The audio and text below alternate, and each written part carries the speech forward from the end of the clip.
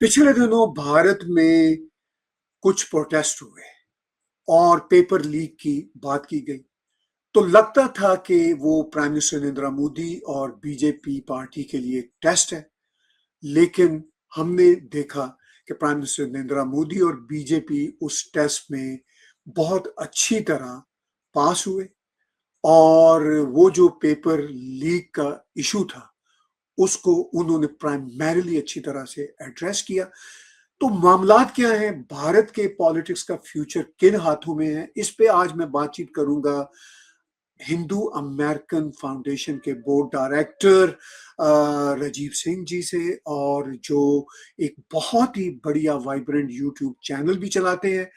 Joining me today, Rajiv Singh ji, a very iconic person and also board member of Hindu American Foundation. You have seen him, you must have seen him on YouTube as well as engage in many conversation. Welcome, Rajiv ji. Glad to be here, Tahir ji. Namaskar. And hello. नमस्कार नमस्कार। आज हम बातचीत राजीव जी करेंगे, खास तौर पर ज्यादा इंग्लिश में करेंगे। जी। You are fluent in all those languages because our audience is mainly Hindi speaking folks. So I recently checked Prime Minister Narendra Modi's Twitter account and I found his video in terms of forgiving all those youth. And I was so fascinated. You know, the first thing I said in my Punjabi language, I said, Modi ji, tusi great ji.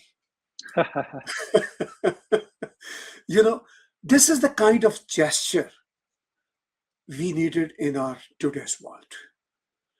So, हम अपने American context में, Canadian context में राजीव जी, आज हम ये discuss करना चाहेंगे कि पूरी दुनिया का जो फ्यूचर है वो नई जनरेशन के हाथ में है। और अगर हम प्रिसाइजली अमेरिकन कैनेडियन नई जनरेशन की बात करें, not just the desi new generation, I mean the whole American new generation, जिसमें सभी लोग हैं, कलर ब्लाइंड अगर हम होके देखें। बच्चों की एक सर्टन लैंग्वेज है, टिकटॉक ने, इंस्टाग्राम ने शेप की है, वही हमने ये जंतर मंतर के प्रोटेस्ट में देखी। मेरा ये इशू नहीं कि ये प्रोटेस्ट कितना कामयाब हुआ, फिर कैसे उसको हैंडल किया। मेरा इशू ये है कि भारत की भाग दौड़ आने वाले समय में इसी नई जनरेशन के पास जाएगी। तो कितने कामयाब रहे मोदी जी और बीजेपी? मुझे तो कामयाब दिखे। मेरा ये ख्याल था कि ये टेस्ट है, बड़ा मुश्किल मुझे लग रहा था कि पता नहीं कैसे हैंडल करेंगे। But honestly, in my humble opinion, मैं आपसे क्वेश्चन नहीं पूछूंगा, हम कन्वर्सेशन करेंगे। मेरी हम्बल ओपिनियन ये रही कि इन्होंने बहुत बढ़िया ढंग से इसको हैंडल कर लिया, बच्चों को गले लगा लिया। लेकिन क्या आपको लगता है कि ये बच्चे दिल से मुतमईन होंगे, दिल से सेटिस्फाई हैं? आपकी टेक लेते हैं। Absolutely. First of all, thank you. Glad to be here, and I like this idea कि हम लोग बातचीत कर रहे हैं, क्योंकि Tahir ji, the bottom line is that is a culture which we may occasionally lose sight of. बातचीत, हम arguments में घुस जाते हैं, हम तू मैं पे आ जाते हैं। तो as depressing and as disappointing these protests may have been for some of us, this is actually a fantastic opportunity. हमको लगता है, आपने सक्सेसफुल वर्ड यूज किया, हम हमको लगता है कि नहीं ये गलत है, हमको लगता है कि ये आक्रोश, ये वायलेंस, ये वल्गैरिटी, ये हम इन मुद्दों पे भी चर्चा करेंगे बाय द वे। हमको लगता है ये सही नहीं है, ऐसा नहीं होना चाहिए। Let's start from the point कि हम जिस समाज की बात कर रहे हैं, जिस सोसाइटी की बात कर रहे हैं, चाहे वो कनाडा हो, चाहे वो अमेरिका हो, चाहे वो इंडिया हो, ये डेमोक्रेटिक मुल्क है, ये डेमोक्रेटिक सोसाइटीज हैं। वेस्ट में, हमारे यहाँ कनाडा में और अमेरिका में, हमारी फाउंडेशन यहाँ से हुई है, ईस्ट में इंडिया है या साउथ एशिया के बहुत सारे कंट्रीज हैं, हम बोल सकते हैं कि उनकी वो फाउंडेशन हमेशा से रही है, लेकिन मॉडर्न हिस्ट्री में फाउंडेशन डेमोक्रेसी की डेमोक्रेटिक एक्सप्रेशन की रही है। लेकिन हमें ये भी देखना है कि वो इस आर्ट को अभी सीख रहे हैं, क्योंकि वो अभी अभी हाल में ही इंडिपेंडेंस मिली है। एक बहुत वायलेंट फेज से निकल के इंडिपेंडेंस मिली, बहुत लंबा दौर रहा इंडिपेंडेंस मूवमेंट का, जिसमें हर तरीके के टूल्स एंड टैक्टिक्स यूज हुए, जिसमें ट्रेनें भी जलाई गईं, जिसमें असैसिनेशंस भी किए गए, जिसमें आंदोलन भी हुए, जिसमें सत्याग्रह भी हुआ, जिसमें बसें भी जलानी पड़ी, ट्रैफिक भी रोकने पड़े। तो अगर हम उस सब को मद्देनजर रखते हुए इन लेटेस्ट जो प्रोटेस्ट हैं इनको देखें, तो this was a wonderful show off democracy. एक कॉन्स्टिट्यूएंसी है जिसके पास कुछ ग्रीवेंसेस हैं, और वो अपने सड़क पे आ गए और उन्होंने अपनी बात आगे रखने की कोशिश करी। अब वो ठीक है या ठीक नहीं है, इसके बारे में हम नहीं बात कर सकते अभी, लेकिन हम ये जरूर बोल सकते हैं कि as a democracy it was a show of success. आपने पहले जो बात कही थी मोदी जी वाली, आ, गले लगाने वाली, again another sign, a leader of a free world, जिसने, जहां तक मुझे याद है, पहले दिन से कहा है कि मैं 140 करोड़ 1.4 बिलियन लोगों का रिप्रेजेंटेटिव हूं। As a leader of the free world, or one of the leaders of the free world at least, as the person who he claims to be, this is yet another gesture of being a leader of all. So I am, I want to discuss a lot, but I'm not worried about what is going on. Let's just put it this way.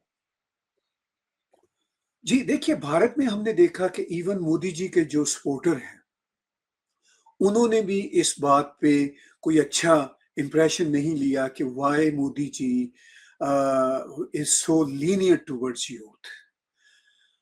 मगर मुझे लगा, मैं भी मोदी जी की बहुत सारी policy से agree करता हूँ, मुझे अच्छी लगती है उनकी पॉलिसीज। मुझे फील हुआ कि मोदी जी ने पल्स ऑफ टाइम जो है ना उसको फील कर लिया। उन्होंने वक्त की, जिसे हम हिंदी में कहते हैं, नब्ज पे हाथ रख लिया, महसूस कर लिया। अदरवाइज भारत में उनके ड्यूरिंग द थ्री टेन्योर बहुत सारे प्रोटेस्ट हुए। उन्होंने इतना क्विकली, इतना फास्ट तरीके से रिस्पॉन्ड नहीं किया जितना इसको किया, क्योंकि उनको पता है कि अब दुनिया भर में, सिर्फ भारत का मामला नहीं, दुनिया भर में नई जनरेशन जो है ना, वो अब वही फ्यूचर है। उनकी परसेंटेज भी ज्यादा है और उन्होंने ही इस दुनिया को आगे लेके चलाना है। तो आपको क्या फील हुआ कि क्या वाकई ये जो नई जनरेशन है, मैं कनाडा और अमेरिका की तरफ जरा बाद में आऊंगा, because you and I can relate realities with Canadian and American systems in terms of Gen Z over here. तो आपको क्या फील होता है कि ये जो नई जनरेशन है, इनके प्रोटेस्ट हुए और इनके कुछ लीडर भी सामने आए। लीडर तो हर एक के सामने आते हैं, जो भी कोई पॉलिटिकल सिचुएशन बनती है तो एक्सप्लॉइट करते हैं या उनको यूज करने के लिए लोग तो होते हैं।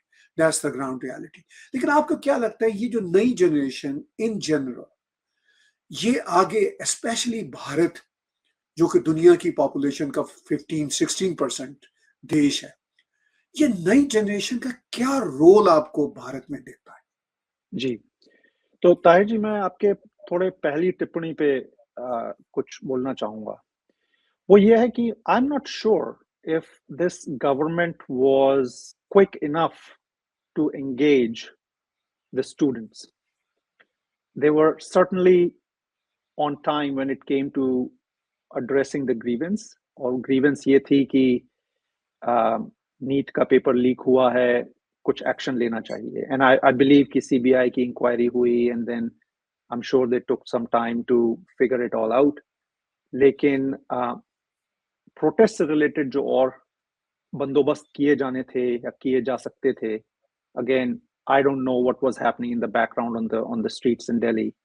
लेकिन जहां तक मीडिया से तस्वीरें आ रही थी, खबरें आ रही थी, उससे लग रहा था कि सरकार ने इस प्रोटेस्ट को थोड़ा लाइट वेट समझा।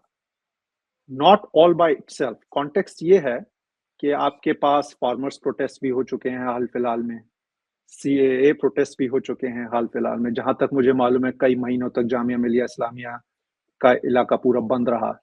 उसके बावजूद इस प्रोटेस्ट की सिचुएशन, हालात वहां तक पहुंच गए जो भी हमने हाल फिलहाल में देखे। तो that is still a bit surprising to me. I think what to me stood out about this protest was कि हमारा जो कल्चर है प्रोटेस्ट का, वो अभी भी करंट न्यूज साइकिल में से मोदी गवर्नमेंट, बीजेपी गवर्नमेंट आई है, तब से एक एलिगेशन लगता है इंडिया पे कि he is a dictator, Modi is a dictator, he is a fascist, he is जो भी और मीडिया में आपने सुना होगा। लेकिन इस प्रोटेस्ट ने हमको दिखाया कि नहीं, ऐसा नहीं, फ्रीडम ऑफ एक्सप्रेशन है।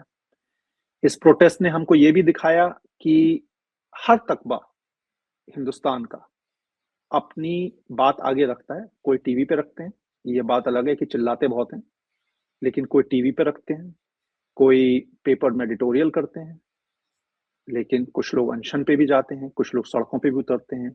उसमें आप जैसे और मेरे जैसे सफेद बालों वाले लोग भी होते हैं, और उसमें यंग स्टूडेंट्स, छात्र छात्राएं भी होते हैं, उसमें पॉलिटिकल लीडर्स भी होते हैं, उस पे aspiring for future political leaders भी होते हैं।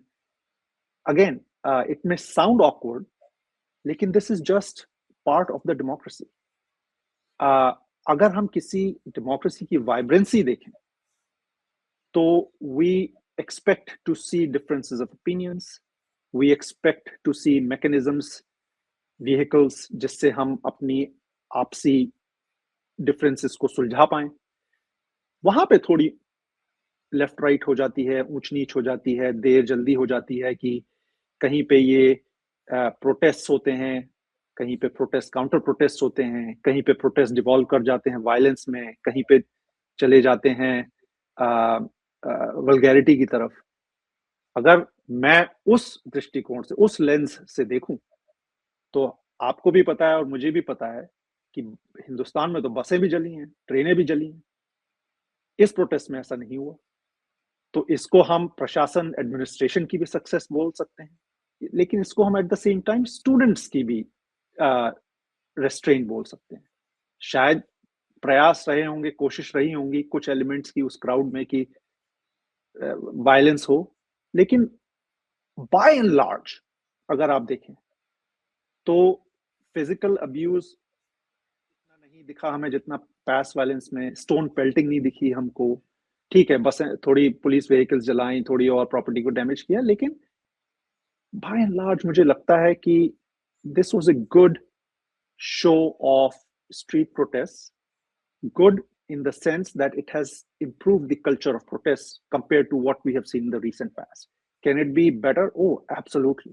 अभी तो हमें बहुत चीजें सीखनी है कि यूथ को हमारे। तो I'm glad कि यूथ engaged है। Let me stop right there. जी, हम अपनी कन्वर्सेशन में बहुत सारी चीजों को एनालाइज करने की कोशिश कर रहे हैं। आपने पीछे बात की कि भारत, जो नया भारत है, after independence, it's been almost now 79 years, democracy के रास्ते पे चल रहा है, कभी डिरेल नहीं हुआ। और देखिए 79 ईयर्स से जो न्यू भारत है वो डेमोक्रेसी के पाथ पे है। इससे पहले का भी भारत अगर हम देखें तो जो ब्रिटिश राज था, और फिर ये जो इस्लामिज्म का इन्वेजन भी पार्शली रहा भारत में, उससे पहले भी भारत का इतिहास जो है वो डेमोक्रेटिक वैल्यूज पे ही है। जी, अगर हम दुनिया में डेमोक्रेसी को देखें तो दुनिया में भी डेमोक्रेसी कोई 100 साल से ज्यादा पुरानी नहीं है जो मॉडर्न डेमोक्रेसी है। ठीक है, ग्रीस में बात हुई थी 2500 साल पहले, वो एक अलग बहस है। लेकिन जो नई डेमोक्रेसी की प्रैक्टिसेस हैं वो भी 100 ईयर से ज्यादा पुरानी नहीं दिखती। आपके अपने अमेरिका में, हमारे अपने कनाडा में, अभी 60 साल पहले तो यहाँ पे जो लेडीज थी उनको भी वोट देने का हक नहीं था। तो हम भी ग्रेजुअली इवॉल्व हो रहे हैं। यानी मैं अमेरिकन के तौर पर या कैनेडियन के तौर पर बात कर रहा हूँ। तो भारत तो शुरू दिन से ही अपनी वाइब्रेंट डेमोक्रेसी को लेके चल रहा है।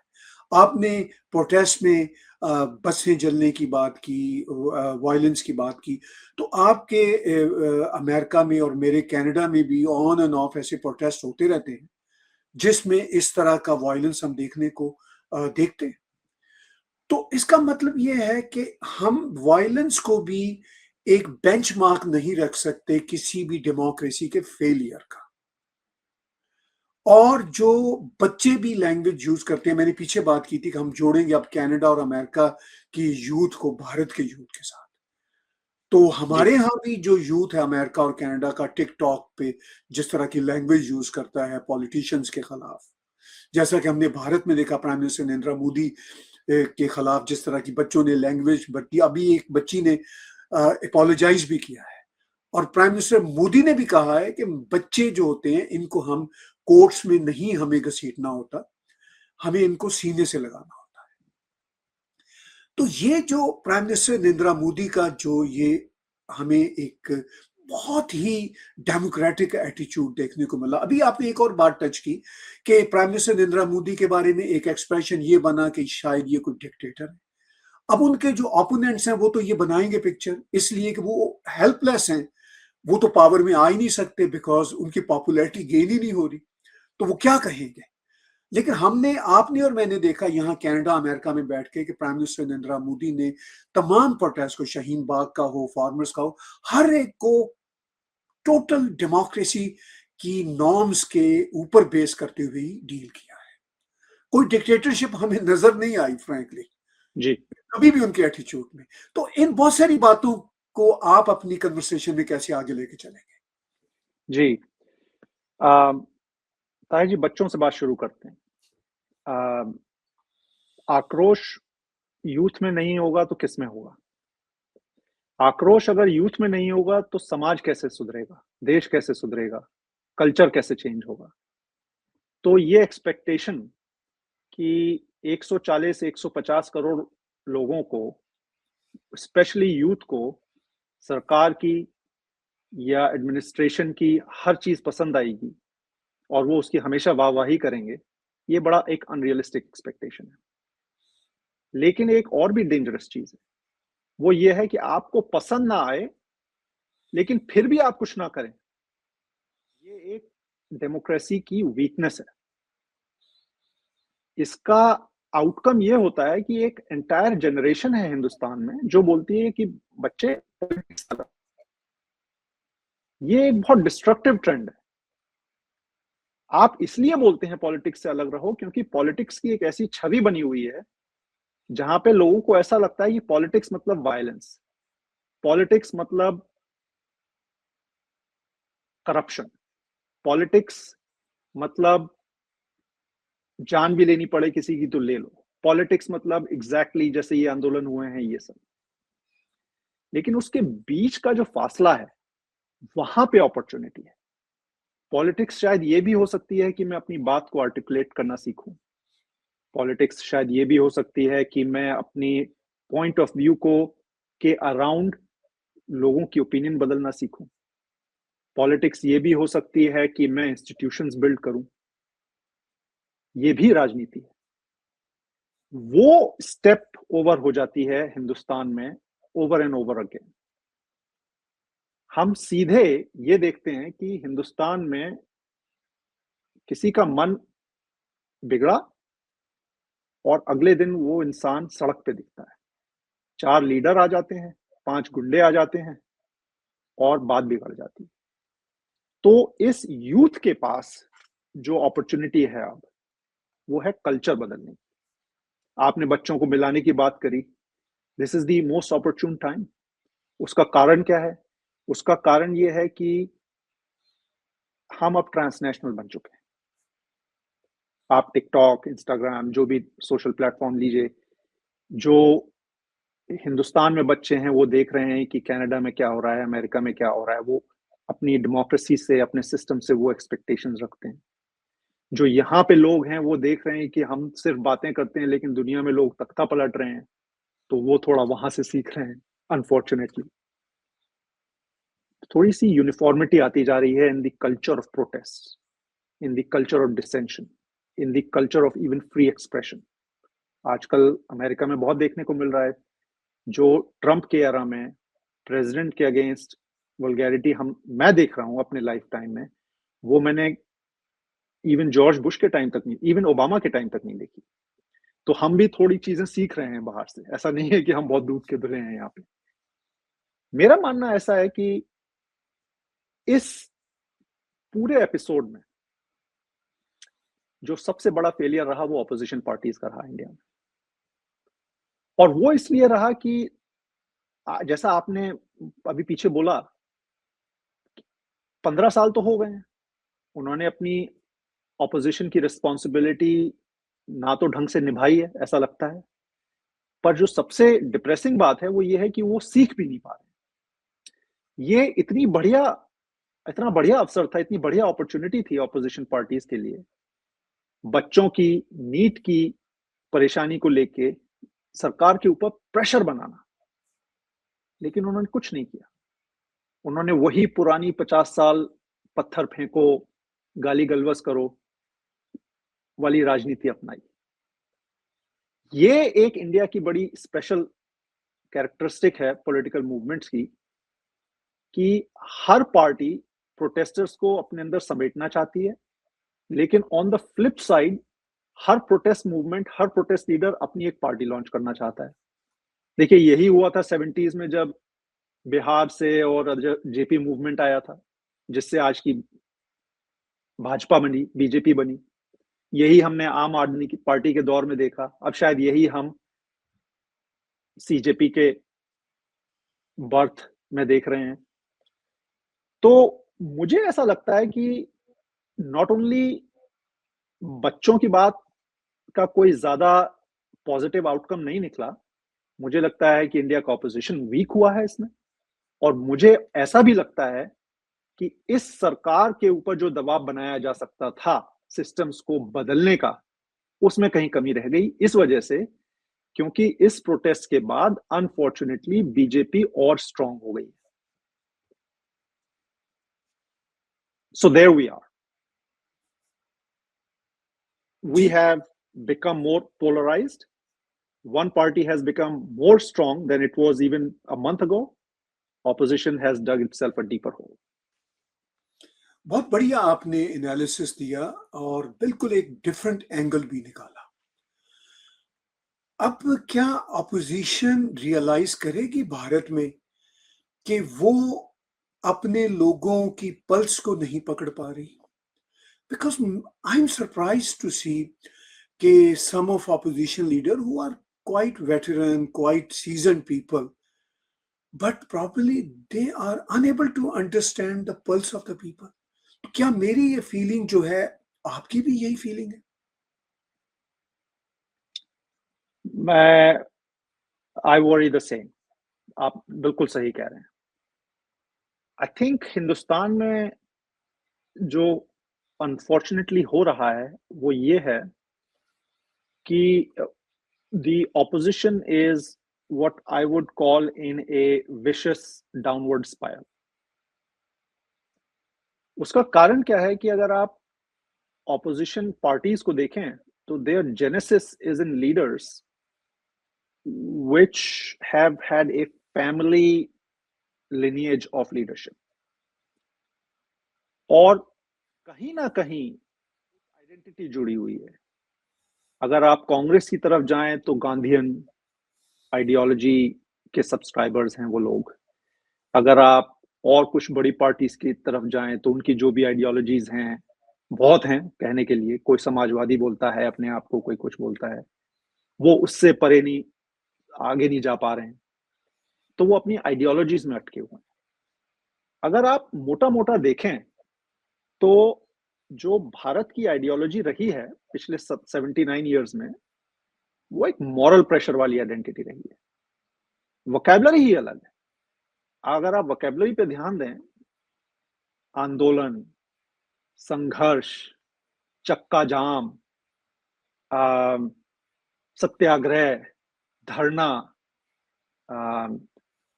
स्ट्राइक, तो भूख हड़ताल, आमरण अनशन। तो जो मैं बात कहना चाह रहा हूं वो ये है कि एक तरफ तो हमने इतनी तगड़ी मॉरल आइडेंटिटी बनाई कि मैं मर जाऊं पर खाऊंगा नहीं जब तक मेरी डिमांड नहीं मीट होगी। लेकिन उसका जब पेंडुलम स्विंग हुआ तो दूसरी तरफ ये हुआ कि अगर मेरी बात नहीं मानी गई तो मैं सबका जीना हराम कर दूं। तो मैं हूं 1%, 2%, अलग अलग डायनेमिक्स रहती हैं। मैं हूं 5%, लेकिन मैं 95% का, 95% का जीना हराम कर दूं। जब हम एक ऐसी सोसाइटी में थे जो डेली न्यूज़पेपर पे चलता था, जहां इकोनॉमी लोकल थी, गांव का वासी गांव में संतुष्ट था, खाता था, पानी लोकल था, दूध गांव से मिलता था, हल गांव में चलता था, तब तक तो ये सब ठीक था। लेकिन जितनी हमारी सोसाइटी इंटरट्वाइंड होती जा रही है और ऊपर से जितना हम डिजिटली कनेक्ट होते जा रहे हैं, अगर आपने एक सड़क बंद कर दी तो जो 50-95 लोग जिनका ग्रीवेंस वो नहीं है जो आपका है, आप उनको भी परेशान कर रहे हैं। अब समस्या ये हो रही है कि इन पॉलिटिकल पार्टीज को जो ऑपोजिशन में बैठे हुए हैं, इस मॉडल के बाहर और इस मॉडल के beyond, and this model being this idea of inconveniencing everyone in the country, ये इसके पार नहीं सोच पा रहे। So what I want to say, मैं ये कहना चाह रहा हूं कि जो हमने पहले बात शुरू करी थी कि they have dug a deeper hole for themselves. People are frustrated about what's going on. Think of it as a parent. अगर एक हिंदुस्तान में, भारत में एक पेरेंट है, वो क्या देख रहा है अपने बच्चे बच्ची के साथ होता हुआ, और वो क्या देख रहा है समाज में और सरकार में परिवर्तन। बच्चे बच्ची सड़क पे उतर रहे हैं, उनकी बात सुनने को कोई तैयार नहीं है। उनकी बात सुनने वाला यही नहीं पता कि किस पे जाके अपनी बात बताएं।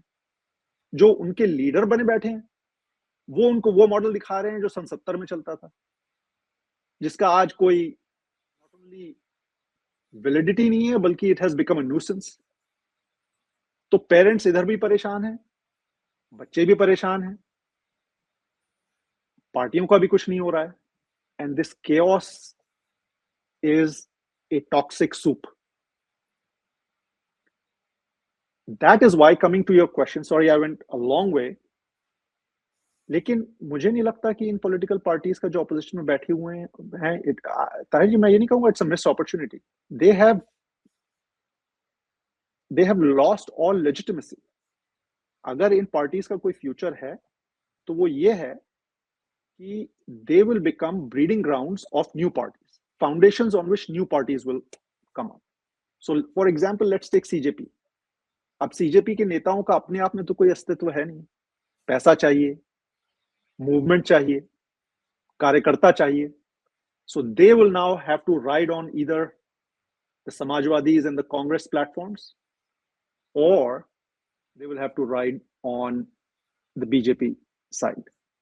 The third choice is what AAP did, AAP, ride on their own, which unfortunately, given what just recently happened, in the sense that BJP just became more stronger, is not a viable path for CJP for many, many reasons.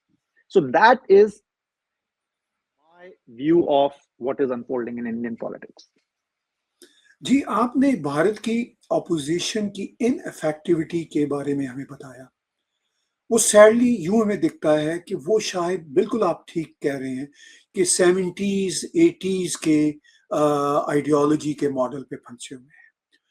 मैं राहुल जी की बातें सुनता हूं तो मैं feel करता हूं कि ये young chap, relatively young chap, वैसे वो भी तो 50 प्लस के हैं, होने के बावजूद, और शायद गुड हार्टेड पर्सन है, लेकिन वो चीजों को ठीक से नहीं समझ रहे, और फिर लोग उनको पप्पू कहते हैं, इसलिए कि हालांकि वो तो 50 प्लस के हैं, पप्पू तो यंग बच्चा होता है कोई।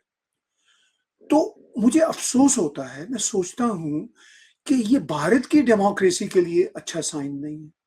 अखिलेश यादव जी को मैं देखता हूं, सीजन पॉलिटिशियन है और सब कुछ है, मगर वो भी मॉडर्न पल्स को नहीं समझ रहे। अभी ये जब आप ही के अमेरिका से, चूंकि अमेरिका को मैं अपना देश भी समझता हूं इसलिए कि अमेरिका कनाडा एक ही है, यहां से बच्चा गया अभिजीत दिपके, इसने ऐलान किया कॉकरोच जनता पार्टी का। तो मैंने इसकी शुरू की स्पीचेस सुनी तो मैं इम्प्रेस ना हो सका, मुझे कोई उसमें विजन नजर नहीं आया। अच्छा, अब इन्होंने बच्चों का जो एक फ्रस्ट्रेशन था पेपर लीक्स के मामले में, इनको कैपिटलाइज करने की कोशिश की। तो तब नए लीडर सामने आए, सौरभ दास गालबन, एक और साहब, एक लड़की, तो बहुत सारे कुछ तरह के 3-4 लोग आए। तो एकदम से ही ऑपोजिशन के लोगों ने जंप इन कर दिया और एकदम से उसको हाईजैक करने की कोशिश की। वो भी ना कर सके, ऑपोजिशन उसको भी अब हाईजैक ना कर सकी। देखिए, भारत में एक गैप तो है ऑपोजिशन का, बहुत बड़ा गैप है।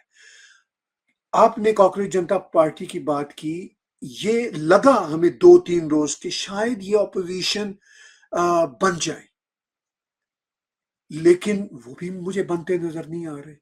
तो ये फिर यूथ का भारत की पॉलिटिक्स में जो फ्यूचर है, वो आपको क्या बीजेपी के साथ ही शामिल होने में दिखता है, या अलग से भी कोई इनकी एस्पिरेशंस हैं, या कोई इनका अपना विजन है? इसमें विजन बहुत इंपॉर्टेंट है शब्द। जी। अम, मैं थोड़ा हिस्ट्री ओरिएंटेड हूँ ताहिर जी। जी, तो वेलकम। मैं थोड़ा, अगर आप 30 सेकंड्स दें तो पीछे से शुरुआत करता हूँ। More than that. Post independent India में there have been themes of public expressions and demands, and there have been roles that students have played within those themes. What do I mean by that? तो अगर आप 70s, 80s, 90s का दशक देखें, 2000s के पहले 2 दशक देखें, तो हम 3-4 waves से गए हैं. The first set of oppositions post independence was about class struggle. थोड़ा बहुत करप्शन भी था, ऑल्दो वो नेहरू जी की लीडरशिप और हेलो इफेक्ट के चक्कर में थोड़ा दब गया, पर थोड़ा था। उसके बाद हम थोड़ा रीजनल ऑटोनॉमी और इन सब झंझटों में अटक गए इंडिया में, कि साहब तमिलनाडु वाले अपनी बात कर रहे हैं, पंजाब वाले अपनी बात कर रहे हैं, आसाम वाले अपनी बात कर रहे हैं। तो वो that was like late 70s 80s का एरा। 90s में फिर हमने देखा कि थोड़ा एनवायरमेंटल कॉन्शियसनेस आई, तो अपना नर्मदा डैम प्रोजेक्ट और चिपको आंदोलन और ये सब शुरू हो गए हमारे। And then as we transition into 2000s, तो फिर थोड़ी सी फिनेस आई हमारे आंदोलनों में, हमारे asks में। It was not as much about class struggle as it was about gender struggle, as it was crime on women, as it was on issues such as mandal and reservation and so on and so forth. और अगर हम पिछले हाल फिलहाल के 15-20 साल देखें, तो हमारा वो पैटर्न स्विच हो गया थोड़ा सा कॉन्स्टिट्यूशनल चीजों की तरफ, CAA and this and that. इस सब में ये, अगर आप 1-2 छोड़ दीजिए, इसमें से चिपको को छोड़ दीजिए फॉर एग्जांपल, और मेरे ख्याल से नर्मदा वाले आंदोलन को आप छोड़ दीजिए, हर मूवमेंट में यूथ का एक किरदार रहा है। फर्क बस ये हुआ है कि पोस्ट इंडिपेंडेंस यूथ एक इंपॉर्टेंट कॉन्स्टिट्यूएंसी था, पर शायद ऑर्गेनाइजर नहीं था। और वो 70 के दशक तक, 80 के दशक तक आते आते थोड़ा सा चेंज हुआ और यूथ ऑर्गेनाइजर बन गया। And this is how parties started in India. लेकिन पिछले 20-25 साल में हम देख रहे हैं कि यूथ एम्पलीफायर बन गया है, और उसमें टेक्नोलॉजी का बहुत बड़ा रोल है। तो नॉट ओनली यूथ एम्पलीफायर बन गया है, बट यूथ अब कनेक्टर भी बन गया है, बाहर के देशों से, बाहर के देश की राजनीति से, बाहर के सिस्टम से। तो आपने दिप्के का नाम लिया, बड़ी अफवाह है इनके बारे में कि साहब इनको हिंदुस्तान भेजा गया है और इनका अपना अलग एजेंडा था। नीट तो एक अपॉर्चुनिटी थी बस, जिसने दरवाजा खोला इनके लिए। ये सब सही है, लेकिन जहां तक ये सब सही हो सकता है, लेकिन जहां तक मुझे लगता है,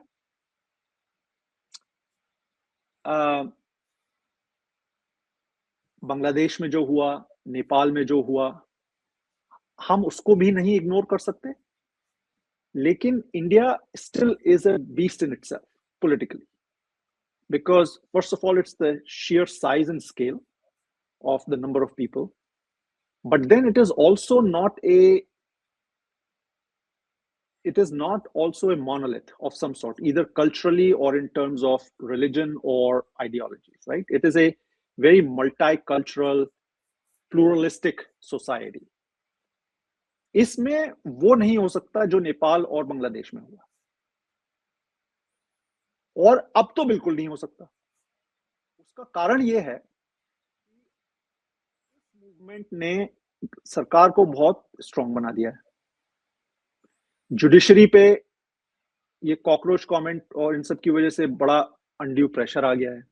for the first time in the last 5-7 years, I'm realizing that for the first time, judiciary seems as feeling that they are not ready for a modern nation state that India has now become. और तीसरी चीज ये है कि जैसे waste अपने issues में अटक चुका है, जैसे थोड़ा हमारा भी अमेरिका में अब अटेंशन डाइवर्ट हो रहा है with many issues going on domestic in terms of politics as well as Iran and so on and so forth, तो इंडिया के ऊपर जो एक्सटर्नल प्रेशर रहता है और हिस्टोरिकली जो इंडिया के ऊपर प्रेशर रहा है, चाहे वो आप डेनमार्क का बोलिए, स्वीडन का बोलिए, नॉर्वे का बोलिए, वो लोग खुद अपने इतने सोशल टर्मोइल से जा रहे हैं कि they have stopped lecturing India practically in the last 5-7 years.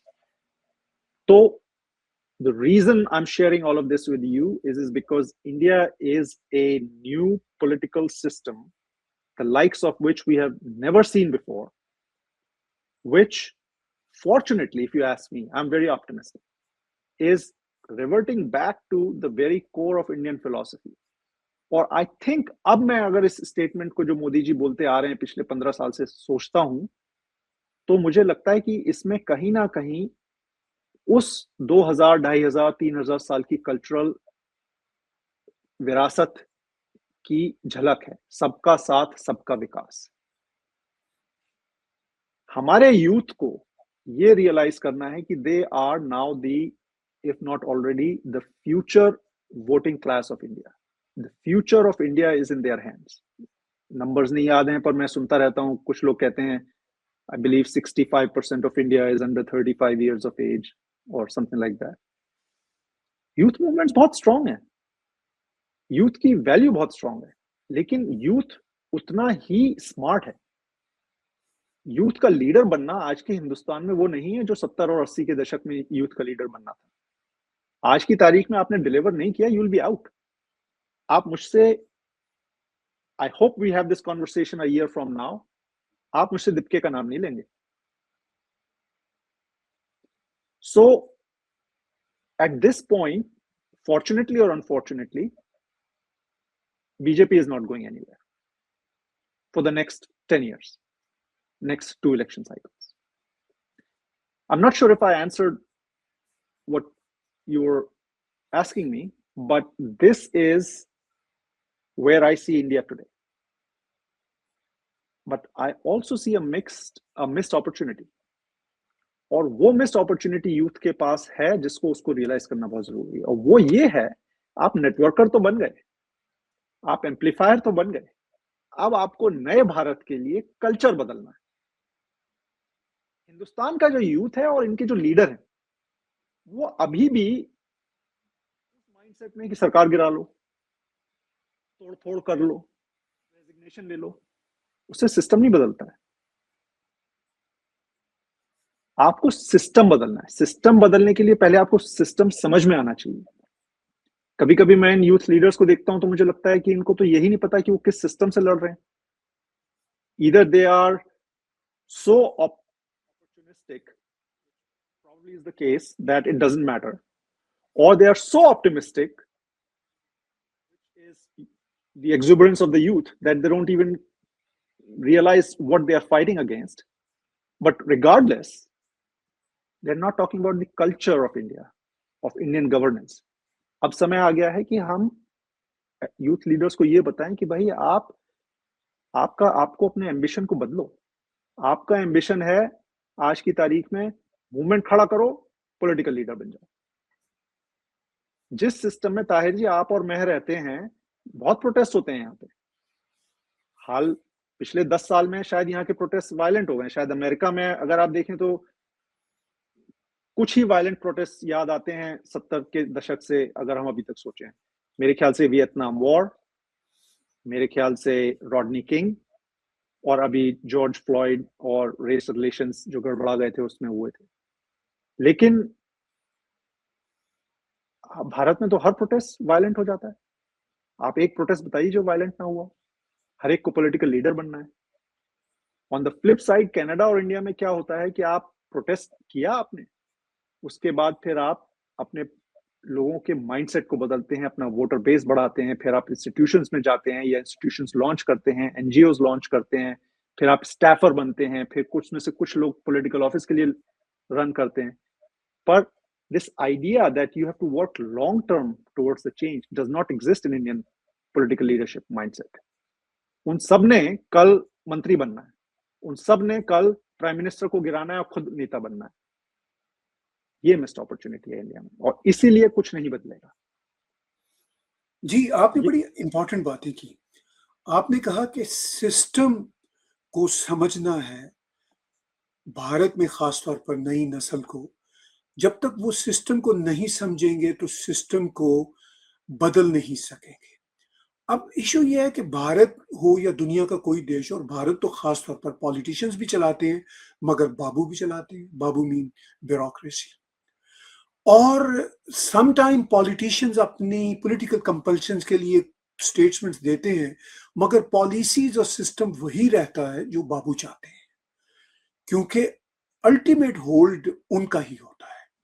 Politician आते हैं, चले जाते हैं। बाबू तो 30, 35, 40 साल तक ऑफिस में रहते हैं। और ये यहाँ कनाडा और अमेरिका में भी ऐसा है, लेकिन भारत में कुछ जरूरत से ज्यादा ऐसा है। इन हालात में जब हम बात खास तौर पर आज की अपनी कन्वर्सेशन में भारत के यूथ के कॉन्टेक्स्ट में कर रहे हैं कि किस तरह भारत की पॉलिटिक्स में वो आगे अपना रोल प्ले कर सकते हैं, बिकॉज उन्होंने ही उस देश को चलाना है आने वाले जनरेशन्स में। मगर हम ये भी देखते हैं कि यूथ क्या बीजेपी में पहले भी बहुत इंडल्ज हुआ है, क्या आने वाले दिनों में और घुस जाएगा? अब यूथ को इस एक्सपेरिमेंट से ये आइडिया हुआ कि बीजेपी तो हमारे कंसर्न्स को एड्रेस कर रही है, तो हम इधर उधर इमेच्योर लोगों के पीछे क्यों भागे? हम क्यों ना इसी पार्टी का सोल्यूशन बन जाए? और बीजेपी भी चाहेगी कि अगर ये 50-60% से ज्यादा पॉपुलेशन है तो ज्यादा से ज्यादा यूथ हमारा हिस्सा बने। ऑलरेडी यूथ बीजेपी का बहुत बड़ा नंबर है, ऐसी बात नहीं कि वो उनका बड़ा नंबर नहीं है। तो क्या आपको दिखता है कि ये जो लोग हैं, अगर इनके कंसर्न्स एड्रेस, जैसा कि कुछ हुए हैं अभी, प्राइम मिनिस्टर नरेंद्र मोदी ने जिस तरह बिल टेबल करवाया पार्लियामेंट में, एंटी पेपर लीक बिल, और जिस तरह उसका इमीडिएटली उसको वहां पे पास भी किया गया, तो हमारी कन्वर्सेशन में आप क्या महसूस करते हैं कि क्या बीजेपी में यूथ और घुसेगा और उसको अपने गले लगाएगा, और बीजेपी तो उनको गले लगाना चाहेगी? इस एंगल को आप कैसे देखते हैं? आपने बड़ा अच्छा डायमेंशन दर्शाया जो जिसके बारे में मैं सोच नहीं रहा था, वो है ब्यूरोक्रेसी का। यू टॉक्ड अबाउट कि इंडिया में ब्यूरोक्रेसी कितनी प्रेवलेंट है। मैं थोड़ा उस पे सकारात्मक, थोड़ा ऑप्टिमिस्टिक व्यू रखता हूँ, और मैं आपको पहले बताना चाहता हूँ ऐसा क्यों है मेरा। वो ये है कि in the last 50 years, this is really the first time that we are seeing a government lead India that has been in power for 15 years and without, so to say, major disruptions. And if you think of an average tenure of a bureaucrat, that is about 25 to maybe 30 years. 30 years is the tops, 25 is probably more than likely. So one way to think about it is that there are people who would have been pretty young in bureaucracy 15 years ago who are actually holding significant positions in terms of title and seniority across the Indian bureaucracy today, which is an unprecedented opportunity. क्योंकि वो भी वही youth है जिसको आज हम, जिसके संदर्भ में, जिसके कॉन्टेक्स्ट में आज हम बात कर रहे हैं, जो जंतर मंतर पे उतर आया था।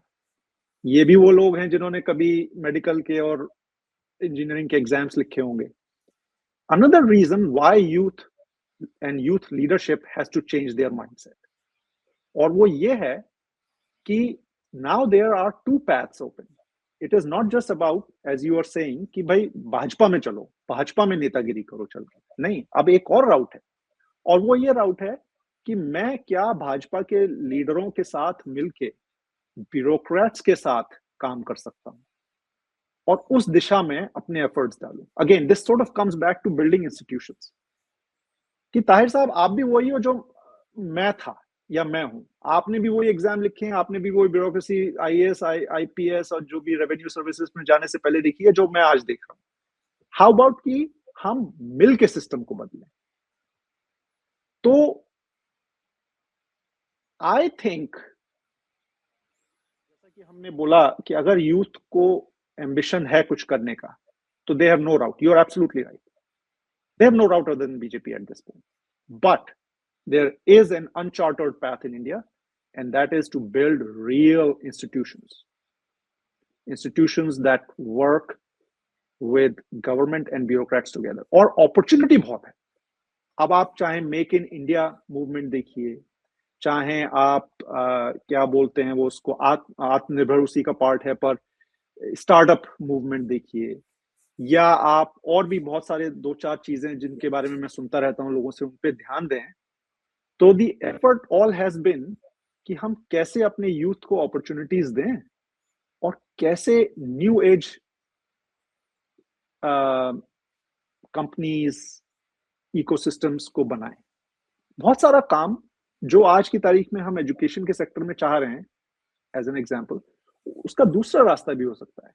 आप अच्छी कंपनीज बनाएंगे, हो सकता है उस एजुकेशन और उस एजुकेशन की पाइपलाइन चेंज हो सकता है उसके लिए अलग तरीके के एजुकेशन इंस्टीट्यूट्स बनने लगे।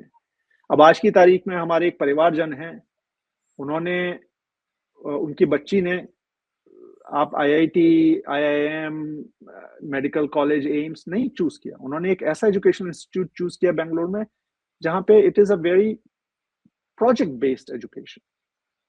क्यों? क्योंकि उसके लिए एक अपॉर्चुनिटी और इकोसिस्टम एग्जिस्ट करता है बेंगलोर में, जहां पे आपको आईआईटी की डिग्री की मान्यता इतनी नहीं है जितनी आप प्रैक्टिकल 4 साल में जो आप डिग्री कर रहे हैं, तो एक्चुअल प्रोजेक्ट्स पे जो बगल में विप्रो है, बगल में इन्फोसिस है, बगल में और स्टार्टअप्स हैं, उन पे डेली काम करके जो आपको एक्सपीरियंस मिलेगा, दैट इज मोर इम्पोर्टेंट। तो मेरा मानना ऐसा है कि has pretty much nothing left in the opposition at this point. They have only two choices left: work with this government or build your own institutions, but again in partnership with this government. That's the only way forward. जी राजीव जी, आज हमारी अपनी जो conversation चल रही है, इसके आखिर में कंक्लूड करते हुए मैं इस बात पे आपकी ओपिनियन समझना चाहूंगा और हमारे व्यूअर्स भी समझना चाहेंगे कि आप सिस्टम को चेंज करने की बात बार-बार कर रहे हैं।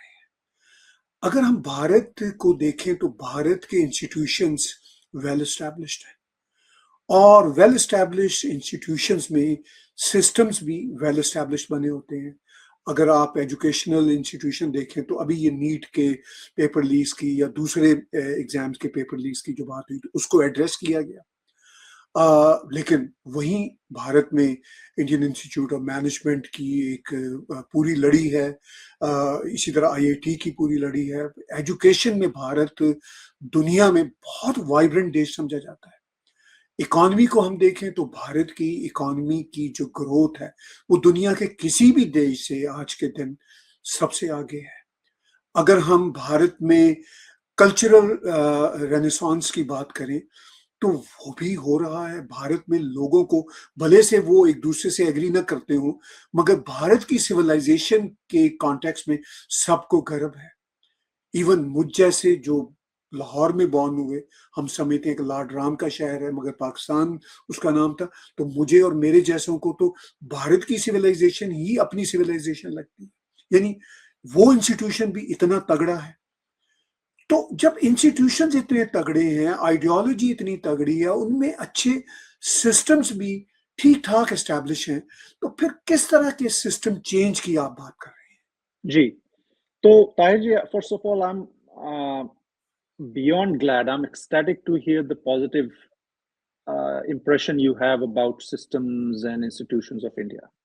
मुझे थोड़ा सा इसमें डाइवर्जेंस है आपके व्यू से, और वो ये है कि कुछ इंस्टीट्यूशंस इंडिया के बिल्कुल हॉलोड आउट हैं, और इस पे बहुत काम चल रहा है जहां तक मैं पढ़ता हूं, जब मैं लोगों से बात करता हूं। लेकिन हमें पहले ये मानना पड़ेगा कि वो सिक हैं और वो इंस्टीट्यूशंस हॉलोड आउट हैं। मैं, so that I don't sound pessimistic, आपको एक एग्जांपल देता हूं। इंडिया में एक समय पे बहुत स्टेट ओन एंटरप्राइजेस हुआ करते थे, air India being one of them.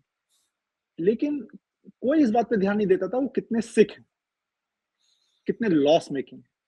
उनका जब डाइवेस्टिचर हुआ, जब उनको बेचा गया, तब वो प्रॉफिटेबिलिटी में आए, कुछ तो अभी भी नहीं आ पाए। वही वही हाल इंडिया के आज की एजुकेशन सिस्टम का, इट्स हॉलोड आउट। आपने लड़ी की बात करी, without commenting on any particular name, I disagree. कि वहां से कोई बहुत शातिर और बहुत स्मार्ट और बहुत मतलब कोई बखूबी काम हो रहा है, नहीं, ऐसा नहीं है। उन जो बच्चे इंडिया में पढ़ के इंजीनियरिंग कॉलेजेस से निकल रहे हैं, a vast percentage of them are not being given the opportunity to be practical in the society and useful to the industry at all. They have to learn it on their own. This is a failure of the system. तो पहले तो हमें ये acknowledge करना पड़ेगा कि we are sick. The system is sick. जब तक भारत सरकार और भारत के लोग इस चीज को नहीं एक्नॉलेज करेंगे, तब तक दिशा नहीं बदलेगी। ये मैं क्यों कह रहा हूं? जब तक किसी को ये लगता रहेगा कि मैं एक आईआईटी या आईआईएम या एनआईटी कहीं जाऊंगा और सडनली मैजिकली मैं एक बिल्कुल on the other and I will come a product hot in demand, ऐसा नहीं होगा। That I will be ready for life, ऐसा नहीं होगा। आपने basic civic duties, structure of government, understanding of systems तो पढ़ा ही नहीं। आपको तो 2+2=4 पढ़ाने में भारत सरकार ने इतना समय लगा दिया कि आपको ये तो बताया ही नहीं कि एमपी का रोल क्या होता है, एमएलए का रोल क्या होता है। तो हम जो सिस्टम को बदलने की बात कर रहे हैं, उस सिस्टम को बदलने के लिए मुझे लगता है कि इंडिया को अपना पूरा एजुकेशन सिस्टम ग्राउंड अप बदलना पड़ेगा। Civic duties, civic awareness, morality, ethics, which sort of ties back to what you are proud of about Indian civilization. Indian civilization का जो प्राइड है, जैसा मैं लोगों से सुनता हूँ, कभी कभी खुद भी महसूस करता हूँ, वो ये है कि हमने ये सारी चीजें कॉडिफाई कर दी थी 3-4 हजार साल पहले। चाहे वो स्पिरिचुअल टेक्स्ट में, विजडम टेक्स्ट में देखें about the different phases of life, चाहे वो आप और ग्रंथों में देखें जो वो अच्छी बातें बताते हैं, चाहे फिर आप वो स्मृतियों में देखें कि वो क्या बताते हैं। हमें तो उस पर वापस जाना पड़ेगा। And by the way, this is not going back to any religious, as India में इसको बोला जाता है कि आप रिलीजियस टेक्स्ट पे वापस जा रहे हैं, this is regression. No, these are wisdom texts. We have to go back to that. So the reason I'm belaboring this point is कि जब तक हम अपनी खोए हुए टैलेंट को, खोए हुए विजडम को, जिसको हम रोज नकारते हैं, उसको उस एजुकेशन सिस्टम से ब्लेंड नहीं करेंगे। जैसे कि वेस्ट में हमने सीखा है कि जो बेसिक यहाँ के इंस्टीट्यूशनल फैब्रिक है, उसका basis are the Greek thought, logic, reasoning, rhetoric. वो सब जब तक नहीं आएगा हमारे इन इंस्टीट्यूशन में जिनकी हम बात करेंगे में, कुछ नहीं बदलेगा। इस चीज पे पेरेंट्स ने ध्यान देना है। ये चीजें, हर चीज सरकार से भी नहीं हम एक्सपेक्ट कर सकते। कि अब आप एक बात बताइए मुझे, बच्चे सड़क पे उतर रहे हैं क्योंकि उनको किसी का मन बदलना है। हमें तो बचपन से बच्चों को यह सिखाना चाहिए कि भाई सड़क पे उतरो, बहुत जरूरी है उतरना। क्यों उतरना जरूरी है? आप लीडरशिप सीखेंगे, आप एम्पैथी सीखेंगे, आप ऑर्गेनाइजेशन सीखेंगे, आप इंटरैक्शन सीखेंगे, कम्युनिकेशन सीखेंगे। लेकिन पेरेंट्स ने ये भी बताना है कि भाई इस सब में परसुएसिव होना भी सीखो, हॉस्टाइल मत बनो। हॉस्टाइल होके कोई चीज नहीं हुई है। ये क्रांति और क्रांतिकारियों ने, वो अंग्रेजों के जमाने की बात रही होगी। आज के समाज में 150 करोड़ लोगों में क्रांति नहीं होती है।